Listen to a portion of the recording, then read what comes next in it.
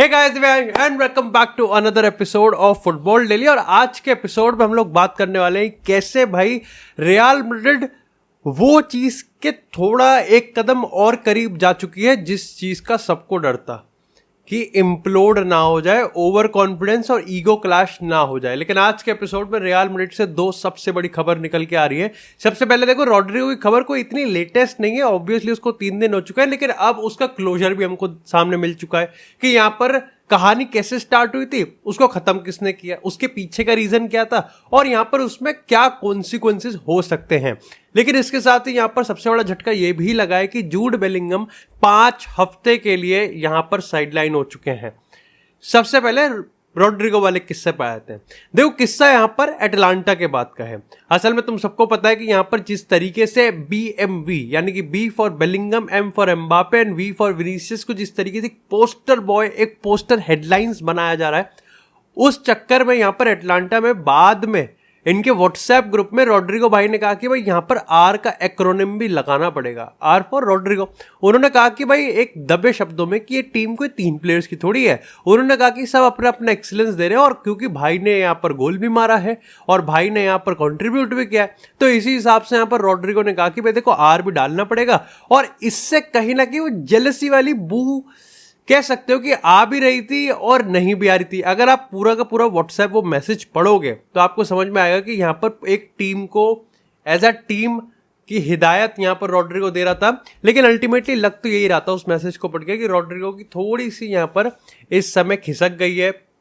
Understandably सो, खिसकनी भी चाहिए भाई, क्योंकि रॉड्रिगो जिस तरीके के कॉन्ट्रीब्यूशंस देता है, रॉड्रिगो जिस तरीके से खेलता है, वो यहां पर इस चीज को उठा सकता है। देखो, मैं तुमको सीधी सी बात बताऊं, ब्राहिम दियाज अगर आके कहता है कि भाई ठीक है, मेरे को कोई दिक्कत नहीं है, ये उसका पर्सनल चॉइस है। रॉड्रिगो बीइंग रॉड्रिगो, उसकी ईगो भी भाई काफी अच्छी खासी बड़ी है। ऐसे में यहाँ पर वो साइडलाइन होता हुआ अपने आप को देख के कहीं ना कहीं यहाँ पर ऑफकोर्स थोड़ा सा बावला तो हो ही जाएगा। लेकिन मेरे को बस इससे एक चीज की प्रॉब्लम है कि अगर ऐसा होने लगा तो क्या वाल्वर्दे की हाइप कम है, क्या रूडिगर की हाइप कम है, क्या कोर्तुआ की हाइप कम है? एंड आई थिंक अगर एक प्लेयर ये सोशल मीडिया पे किस तरीके से व्यूज बटेरने के लिए, चाहे हम हो, चाहे कोई मीडिया हाउसेस हो, चाहे तुम हो, ये भी एक बायस है, ये भी एक फेस वैल्यू का खेल है। लेकिन क्या इन सारी चीजों से प्लेयर्स को अफेक्ट होना चाहिए क्या? भाई देखो, इसके बाद होता यहाँ पर ये है कि यहाँ पर ये जो मैसेज है उसको डिलीट कर दिया जाता है। बाद में कार्लो एंसेलोटी तो खुद पब्लिकली जब इसको क्लोजर करते हैं, इस पूरे मामले को बंद करते हैं, तो वो इस मामले को फेक बोलते हैं, जो कि वो कहते हैं कि मेरे को रॉड्रिगो ने यही कहा कि ये मैसेज फेक था। लेकिन पहले ही इंस्टेंट पे जब मीडिया हेडलाइंस और मीडिया हाउसेस ने इस चीज को कवर किया और उन्होंने रॉड्रिगो के एजेंट से बात करी, तो उन्होंने कहा कि हमने मैसेज डिलीट इसलिए कर दिया जिससे गलत इंटरप्रिटेशन ना हो। यानी कि उन्होंने ये नहीं कहा कि ये फेक था, बल्कि उन्होंने ये कहा कि इस मैसेज का मतलब गलत नहीं निकलना चाहिए, बाकी सब ठीक है।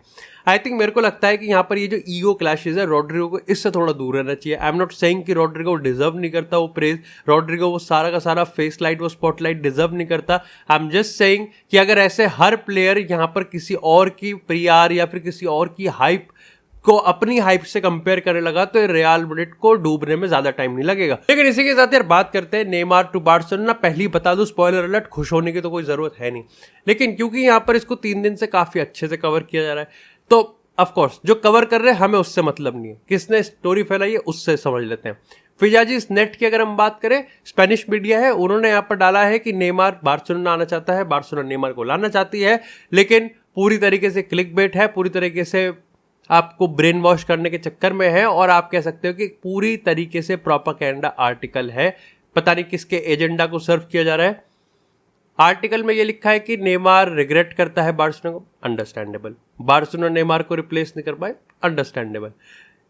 हाँ भाई, ये तो बताओ कि कुछ इंटरमीडिएट मीटिंग बैठी है, कुछ है हिसाब, क्या है नेमार का कॉन्ट्रैक्ट स्टेटस, बार्सिलोना का पैसों, क्योंकि ऑब्जेक्टिव है भी नहीं ना।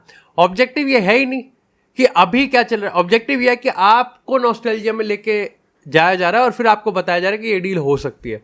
इट्स वेरी सिमिलर टू कि अगर मैं अपने कम्युनिटी पोस्ट पर डाल दूं कि क्रिस्टियानो रोनाल्डो एक बार स्पोर्टिंग में आ जाए। बट अगेन यहाँ पर इसी से मैं एक बार और तुमको 2-3 चीजें बता देता हूँ। नेमार ग्रुप ट्रेनिंग में अब पार्टिसिपेट करने वाला है बहुत जल्दी, तो आप मान के चल सकते हो कि 1-1.25 महीने में वो अल हिलाल के लिए ऑफिशियली खेलने लग जाएगा। इसी के साथ यहाँ पर अगर हम बार्सिलोना की बात करें तो अच्छी खबर नहीं है, डैनी ओल्मो अभी भी रजिस्टर नहीं हुआ है। तो आज की टीम देखो, डैनी ओल्मो रजिस्टर नहीं हुआ है लेकिन आज की टीम बढ़िया खेलेगी, क्योंकि आज यहाँ पर फेरान टोरेस को बाहर बिठा के पेड्री को लाया जाएगा, वो एक असाडा और बर्नाल का यहाँ पर डबल पिवट लगाया जाएगा और बाकी पूरी टीम एज इट इज ही रहेगी। Lewandowski as a top scorer, Lewandowski चूतिया खेल के भी यहाँ पर 20 गोल मार देगा, इसमें भी कोई दो राय नहीं है।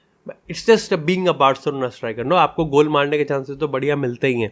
लेकिन इसी के साथ अगर बेलिंगम की इंजरी की बात करें तो भाई 5 हफ्ते के लिए बेलिंगम अब साइडलाइन हो चुके हैं, जो कि बहुत बड़ा झटका है। ठीक है, अब बेलिंगम नहीं है तो अब समझ में आएगा लोगों को कि डर्टी वर्क किसे कहते हैं और बेलिंगम एक्चुअली में कितना ग्राउंड कवर कर रहा था और कितने सारे एंसेलोटी के काम कर रहा था।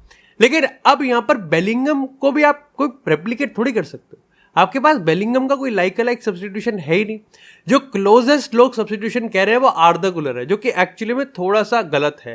देखो, क्लोजेस्ट तो खैर मॉड्रिच भी नहीं है। आर्दा गुलर की बात करें, यस ऑफेंसिवली आर्दा गुलर बेलिंगम से उसी के सिमिलर है, बेलिंगम के साथ है, मतलब बेलिंगम के लेवल पे भी आ सकता है। लेकिन अगेन फिजिकल वर्क रेट की बात करें, डिफेंसिव वर्क रेट की बात करें और अभी पोजिशनल इंटेलिजेंस की बात करें, बेलिंगम काफी ज्यादा आगे है और आर्दा गुलर को भी सीखने की जरूरत है। बट हाँ, इससे ये मैं समझ सकता हूं कि आर्दा गुलर को अब आने वाले 1 महीने में मौके मिल जाएंगे। मॉड्रिच क्लियर हेड है कि मॉड्रिच यहाँ पर सारे गेम स्टार्ट करेगा, मेरे हिसाब से करना चाहिए भी। लेकिन अभी प्रॉब्लम इस चीज की नहीं है कि यहाँ पर किस तरीके से रियल मैड्रिड यहाँ पर बेलिंगम को रिप्लेस करने वाले, because it's just a 1 month. अभी प्रॉब्लम ये है कि लो ब्लॉक टीम को आप कैसे तोड़ने वाले हो। अगला गेम वो भी लो ब्लॉक टीम के अगेंस्ट ही है और Mbappe, Vinicius, yes they are deadly, लेकिन वो जितना हाई डिफेंसिव लाइन के अगेंस्ट डेडली हैं उतना ही वो लो ब्लॉक के अगेंस्ट भी डेडली हो सकते हैं क्या। और मॉड्रिच को इसलिए भी नोट दिया जा रहा है क्योंकि कार्लो एंसेलोटी के हिसाब से यहाँ पर मॉड्रिच क्रिएटिविटी में काफी ज्यादा अच्छा है और उसका जो पोजिशनल इंटेलिजेंस है वो भी तगड़ा है। इसी के साथ बात करते हैं थोड़ी सी लिवरपूल से, तो भाई अभी के तौर पे तो 3 प्लेयर्स के बीच में बहुत बड़ा घमासान चल रहा है कॉन्ट्रैक्ट को लेकर, और वो ये है कि भाई साला जाएगा कि नहीं जाएगा, वैन डाइक जाएगा या नहीं जाएगा, या फिर ट्रेंट जाएगा या नहीं जाएगा।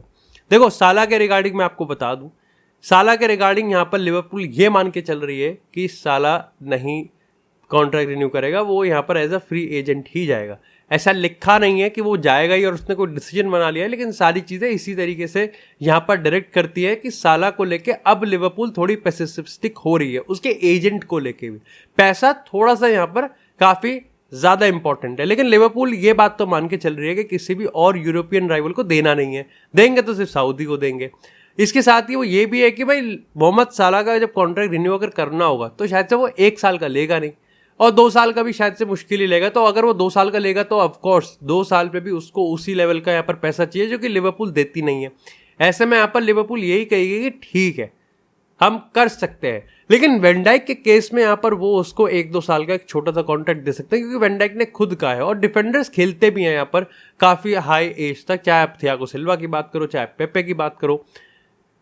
तो ऐसा हो सकता है कि अब देखो, ऑल इन ऑल ऐसा भी हो सकता है कि वैन डाइक और साला को एक शॉर्ट टर्म कॉन्ट्रैक्ट दिया जाए जिससे यहाँ पर उनको रिप्लेस करने की जो प्रक्रिया है वो थोड़ी स्मूथ हो सके।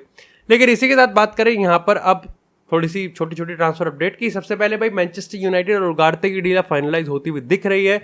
मेरे को डील सही लग रही है, बट मेरे को वही वाली बात है कि 70 मिलियन का कोई मेरे को वाइब नहीं लगता, कोई वाइब आती नहीं है, कोई हाइप नहीं है। 70 मिलियन बस इसलिए मैनचेस्टर यूनाइटेड को पे करने पड़ेंगे बिकॉज मैनचेस्टर यूनाइटेड है वो, और दूसरा ये क्योंकि पीएसजी ने खुद इतने पैसे पे किए तो वो लॉस नहीं लेना चाहते।